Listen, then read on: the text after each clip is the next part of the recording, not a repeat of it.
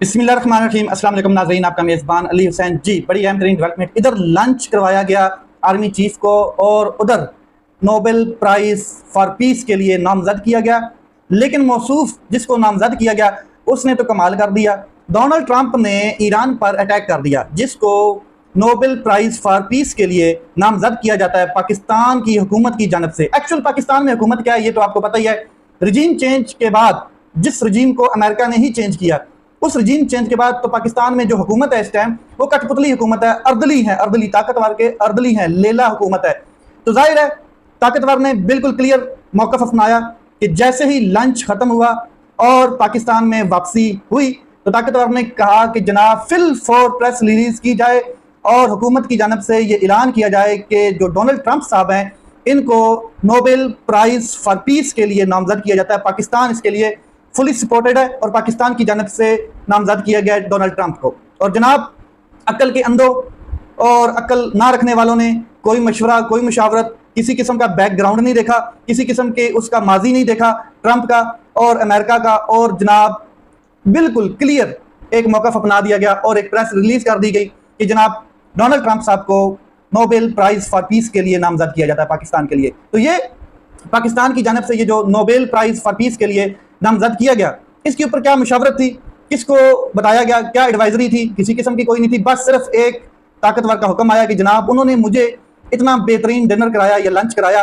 और मुझे इस किस्म की जो एक ख़ास किस्म का प्रोटोकॉल दिया गया, इज़्ज़त अफजाई की गई है, तो हमारा भी कुछ फ़र्ज़ बनता है। यानी कि मैं आपको बता दूँ कि यहाँ पर जो वैल्यूज़ हैं उनको देख कर चीज़ें नहीं डिसाइड की जाती, बल्कि जितना अच्छा बूट है उतनी अच्छी पॉलिश की जाती है। और ये जो हुकूमत है इनको पॉलिश करने का तरीकाकार बड़ा अच्छा आता है। जितना अच्छा बूट ये देखते हैं और ये गिर पड़ते हैं, फिर अच्छी खासी पॉलिश करनी शुरू कर देते हैं।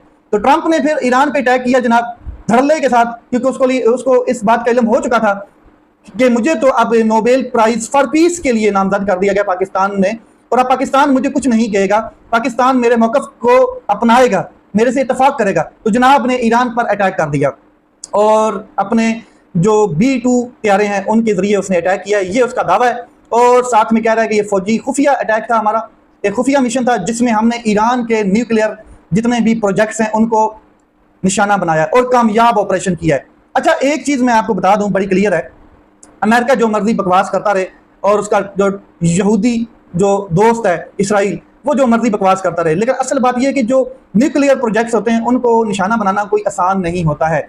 ये कोई न्यूक्लियर बम जो होता है या न्यूक्लियर प्रोजेक्ट्स जो होते हैं ये कोई सड़क पर नहीं पड़े होते हैं या ये कोई रेडी पर नहीं पड़े होते आम की तरह, या ये कोई मौसमियों का जूस नहीं होता कि कोई भी उनको निचोड़ के चला जाए। ये बड़े प्रोजेक्ट होते हैं और इनमें बड़ा नुकसान भी होता है। अगर कोई किसी न्यूक्लियर पावर को अटैक करता है तो आपको क्या लगता है कि बस एक माचिस की तीली जितनी आग निकलेगी, या मतलब कि जो सूतली बम होता है उस जितना एक पटाखा निकलेगा? तो फिर वो न्यूक्लियर कैसे रहा, वो न्यूक्लियर बम का प्रोजेक्ट कैसे रहा? पता नहीं किस किस्म के केमिकल्स होते हैं, किस किस्म की वहाँ पर गैसेज मौजूद होती हैं उस प्लांट में। बहुत बड़ा सेटअप होता है जनाब। और ईरान का जो न्यूक्लियर प्रोग्राम है वो कोई सड़क पर नहीं पड़ा है या रेडी पर सेल के लिए नहीं लगा हुआ कि अमेरिका जब जाएगा 2, 3, 4, 15, 16 तैयारे भेज के उनको अटैक करके चला जाएगा। ऐसा नहीं है। ठीक है, वो अपना एक दावा कर रहे हैं और उन्होंने B-2 तैयारे भेजे हैं, कुछ मिसाइल गिराए हैं और वो साइट्स पहले ही खाली करवा दी गई थी। वो साइट्स पहले ही खाली थी वो न्यूक्लियर प्रोग्राम्स की जहां पर इन्होंने अटैक किया है। अब जंगल का कानून जो है, आलमी कवानीन को तोड़कर, जो आलमी कवानीन है उनको तोड़ने के बाद डोनाल्ड ट्रंप ने जनाब ईरान पर अटैक किया है और ये समझता है डोनाल्ड ट्रंप कि हमने जो ईरान का न्यूक्लियर प्रोजेक्ट है उसको फ्लॉप कर दिया। वो कई दहाइयों पीछे चला गया है, यानी कि कई साल पीछे चला गया है। हालांकि ऐसा कुछ भी नहीं हुआ है। ये नाकाम किस्म का ऑपरेशन था अमेरिका का। बस एक वो कहते हैं ना खड़ाक निकालना था, वो खड़ाक निकालने की डोनाल्ड ट्रंप ने कोशिश की है। तो इसके ऊपर फिर पाकिस्तान में बड़ा प्रेशर क्रिएट हुआ कि जनाब आपने तो नोबेल प्राइज़ फॉर पीस के लिए नामजद जिस शख्स को किया है वो तो मशरक़े वुस्ता का खुद ही जो पीस है उसको पीस करने के लिए तैयार है, टुकड़े टुकड़े करने के लिए तैयार है। उस शख्स ने सोचे समझे बगैर, कांग्रेस को एतमाद में लिए बगैर, कोई किसी किस्म का मतलब के जो अपोजिशन है उसको एतमाद में लिए बगैर उसने आलमी कवानीन को रौंदते हुए एक अटैक किया ईरान के ऊपर। तो अब जंग थी इसराइल की और ईरान की। अब बाकायदा तौर पर ये जो भाई साहब हैं डोनाल्ड ट्रंप ने, इनकी करतूतों की वजह से अमेरिका इस जंग में शामिल हो चुका है बाकायदा तौर पर। और अमेरिका अब ये नहीं कह सकता कि हम जंग में शामिल नहीं, जैसे शुरू में कहता रहा अमेरिका कि इसराइल ने अपने तवस्सुफ से ये जंग छेड़ी है, हम इसके पीछे नहीं है। और बाद में देखने को मिला कि जनाब डोनाल्ड ट्रंप साहब खुद ईरान को धमकियां लगाते हुए नजर आए कि जनाब अब बस कर दें, जो मुआहिदा हमने आपके सामने रखा है उसको एक्सेप्ट करें और ये न्यूक्लियर वाला प्रोजेक्ट है इसको खत्म करें, और फिर न्यूक्लियर पावर्स जितने हैं उनके ऊपर अटैक करना। ये सारा प्री प्लानिंग थी। और नेतन्याहू जैसे कुत्ते को जो पाला हुआ यहूद कभी मुसलमान के साथ खड़ा हो ही नहीं सकता। ये यहूद जो है ये आपस में ही मोहब्बत भाईचारा रखते हैं और इनकी हमदर्दियां, इनके मफादात आपस में ही हैं। ये जनाब डोनाल्ड ट्रंप साहब जैसे कहते हुए नजर आए हैं कि रजीम चेंज जो है इसके खिलाफ मैं हूं, लेकिन अगर किसी मुल्क में रजीम चेंज की जरूरत पड़ती है तो फिर होनी चाहिए, ये इसकी स्टेटमेंट है। यानी कि पाकिस्तान में भी तो रजीम चेंज हुई है और उसके हवाले से कोई मतलब के इन्वेस्टिगेशन नहीं की गई। ये लोग सारे जो हैं ये काफिर हैं एक किस्म के, और काफिरों के बारे में अल्लाह के नबी के बड़े अच्छे फरमान हैं, इनसे खुद को बचा के रखना है आपने।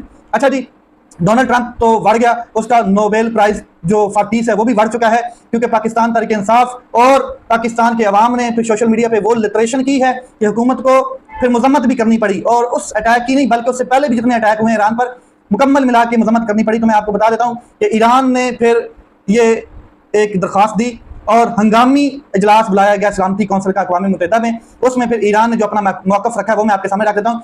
ईरान पर अमेरिका हमले का भरपूर जवाब दिया जाएगा, जिसके वक्त और नौयत का फैसला ईरानी फौजें करेंगी। साथ में ईरान ने कहा है कि ईरान में मासूम शहरियों और सिविल इमलाक को निशाना बनाया गया है। अमेरिकी हमले से क़याम में अमन की सिफारसी जो कोशिशें हैं उनको नुकसान पहुंचा है। इसराइल के झूठे मौक़िफ़ पर आंखें बंद करके एतबार किया गया है। इसराइल ने NTP में शमूलियत से इनकार किया। ईरान ने हमेशा सिफारती कोशिशों की हिमायत की। हमने अक़वाम मुत्तहिदा के चार्टर के मुताबिक अपने तहफ़्फ़ुज़ के इक़दाम किए। इसराइल और अमेरिका ने आलमी कवानीन की खिलाफ़ वर्जी की है। इसके बाद अमेरिका और इसराइल के इल्ज़ाम बेबुनियाद हैं। ईरानी मंदूब कह रहे हैं जनाब ये सलामती कौंसिल अक़वाम मुत्तहिदा का इजलास था, उसमें हंगामी इजलास में अमेरिका की सियासी तारीख पर एक और स्याह धब्बा लग गया है।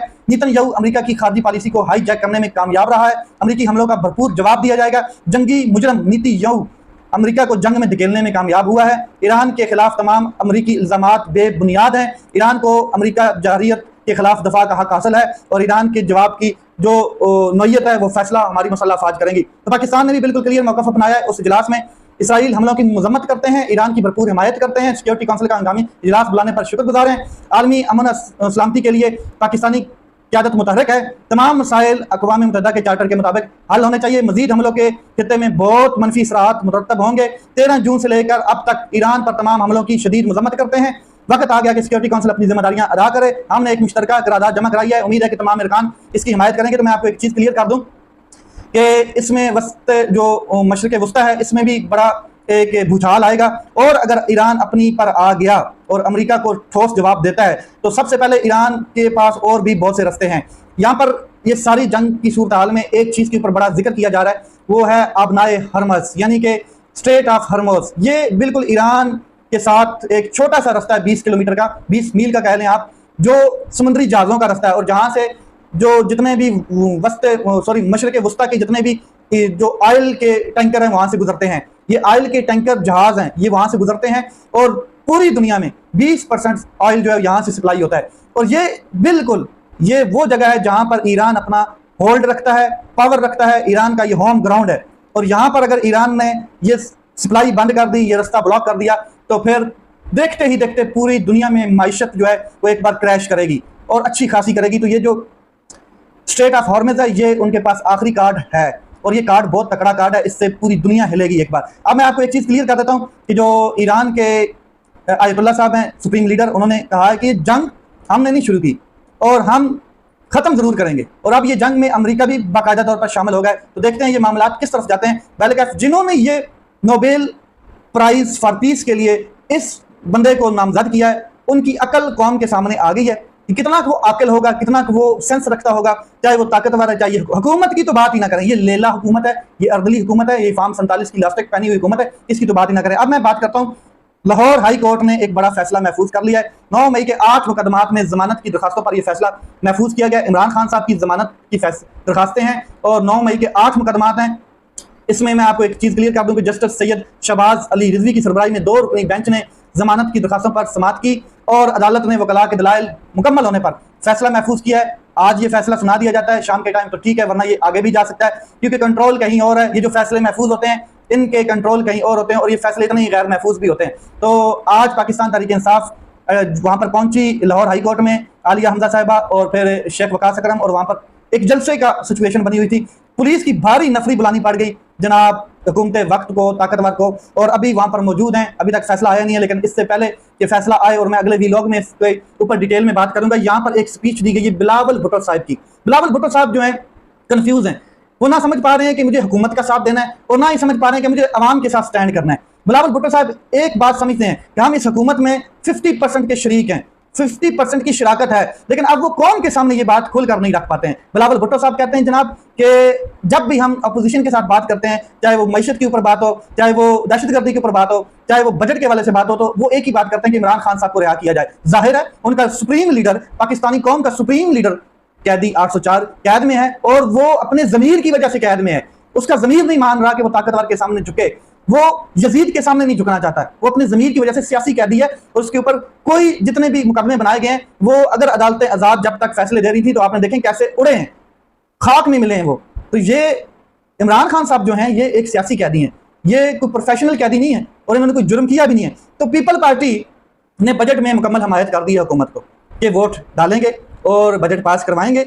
एक चीज, दूसरा, पीपल पार्टी साथ में ये भी रोती हुई नजर आ रही है कि जी किसान का इत्तेसाल हो गया, किसान मर चुका है, उसके हवाले से कुछ देखा जाए, गरीब मर रहा है, ये वो, ये हो गए लॉलीपॉप जो दिखाए जाते हैं अवाम को। एक्चुअल में इनका स्टेक एक जैसा है, इनके मफादात एक जैसे हैं, और वो अपने पूरे कर रहे हैं। अवाम जाने तो खुदा जाने, बात है सीधी सीधी। चाहे वो डॉक्टर्स, उनकी नौकरियां गई हैं, चाहे वो किसान है, उनका बेड़ा गर्क हुआ है, चाहे वो कोई भी इंडस्ट्रियलिस्ट है, कोई भी है, तो ये पीपल पार्टी इसमें बराबर की शरीक है, क्योंकि सिंध में हुकूमत है, बलूचिस्तान में हुकूमत है, आईनी सारे ओहदे लिए हुए हैं, पंजाब में भी ये हिस्सा मांगते हुए नजर आते हैं। आप ये मत कहें कि ये लोग जो हैं ये इससे मुबर्रा हैं, मतलब कि ये इस हुकूमत का हिस्सा नहीं है, ये हुकूमत का मेन हिस्सा है। ये जब चाहे हुकूमत गिरा सकते हैं, और ताकतवर की एक कॉल पीपल पार्टी लेट जाती है। बूट जितना बड़ा होगा, इतनी अच्छी पॉलिश होगी, और इतना बड़ा बुरश इनके हाथ में होगा। आगे मैं आपको बता दूं कि इमरान खान साहब के हवाले से बिलावल भुट्टो साहब ने जो बात की है वो ये है कि कौम का एक हिस्सा, अवाम वोटर्स एक हिस्सा इमरान खान साहब के साथ जो खड़े हैं वो कहते हैं रिहा होना चाहिए इमरान खान साहब। लेकिन दूसरी जानब जो लोग खड़े हैं हमारे जैसे, जो टाउट हैं ताकतवर के, वो कहते हैं कि बिल्कुल इस कैदी को कैदी रहना चाहिए, और पाकिस्तान तहरीक इंसाफ जो बाहर मौजूद है ये अपनी हिकमत अमली ठीक करे तो चीज़ें इनके लिए बेहतर हो सकती हैं। ये मैसेज हो रहे थे। अब चलते हैं, मैं आपको एक चीज़ और क्लियर कर दूं। बजट में पीपल पार्टी ने तो बिल्कुल क्लियर, और ये बात वाज़ह थी, रोज़े रोशन की तरह यहाँ थी कि पीपल पार्टी हो ही नहीं सकता कि इतनी मुनाफिकत के बाद, और जितनी मुनाफिकत में ये भरी पड़ी है, और बोझे इमरान खान में और हसद इमरान खान में, ये जरूर हुकूमत को सपोर्ट करेगी। ये इनके बगैर हुकूमत, ये लाजम और मलजूम है, दोनों कुत्ती चोरा नाल रली हुई है।